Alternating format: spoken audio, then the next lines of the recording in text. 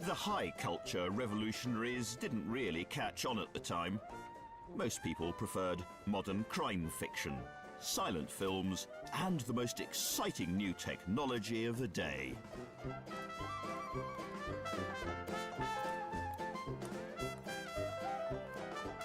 One evening in June 1920, a crowd was gathering outside the Marconi works in Chelmsford, Essex, waiting breathlessly for the Australian-born opera singer Dame Nellie Melba. Was the most famous singer in the world. She was huge. Melba Toast, Peach Melba, both named after her. She arrived here in Essex for Britain's first ever radio event. When she got to the rather primitive studio, one of the engineers explained to her that her singing was going to be transmitted from a 450-foot high tower just outside. "Young man," she said, "if you think I'm going to climb up there, you are greatly mistaken."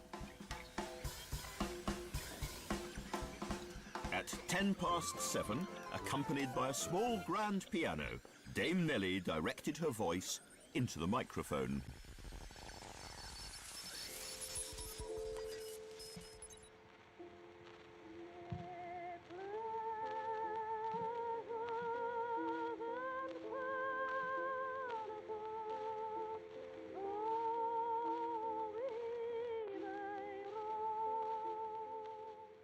The 30-minute concert, sung in English, French and Italian, began with Home Sweet Home and ended with a single verse of God Save the King.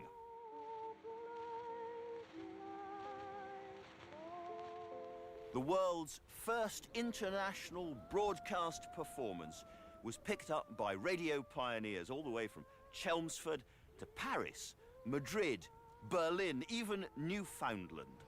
The next day, the papers reported that the songs came over mellow and perfect without scratch or jar. Radio 1, late-night talk shows, Terry Wogan. This is where it all began.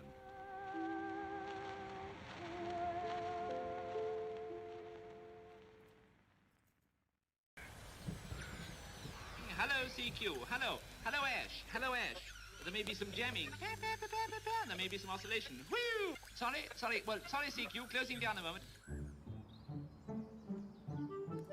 Most of Ireland had left the United Kingdom, but the British were already beginning to identify themselves less by territory than by culture.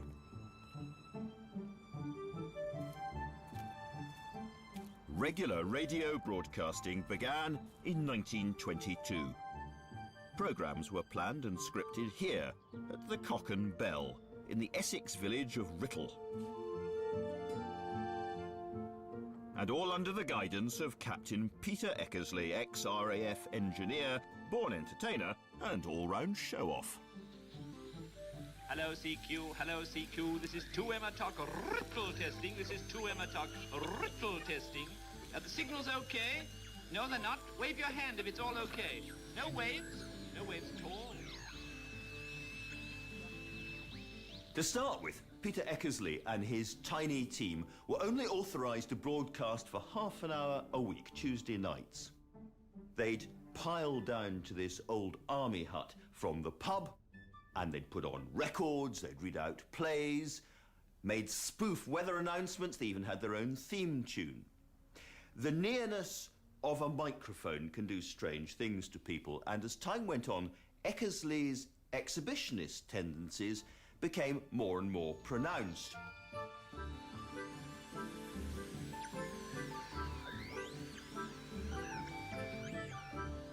On one occasion, he promised a night of grand opera. But there was no Dame Nellie that time. All the arias were sung by Peter Eckersley himself.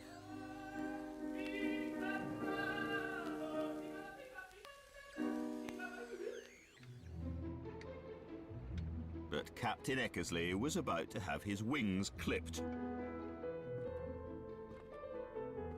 On the 14th of November 1922, the British Broadcasting Company was established.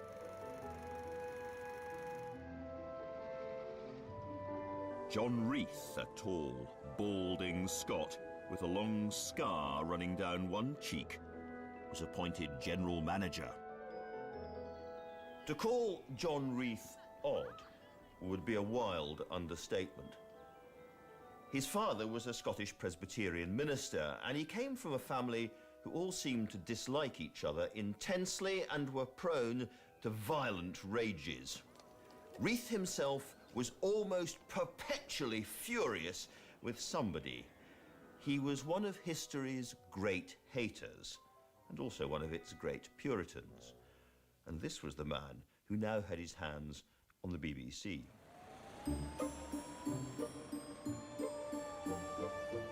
Reith appointed Peter Eckersley as his chief engineer and set to work shaping the future of British broadcasting. Everybody was struggling with two big questions. What was broadcasting for, and who should control it? Well, Peter Eckersley was absolutely clear. Every week, he and his team would trundle this piano down from the Cock and Bell pub to his ex-army hut, essentially because they wanted to entertain their listeners. Reith completely disagreed. For him, broadcasting was about information, education, and high culture. So who was going to decide? Well, that at least was becoming clear. John Reith would decide. John Reith was in charge. And in 1929, Captain Eckersley got divorced, and John Reith sacked him.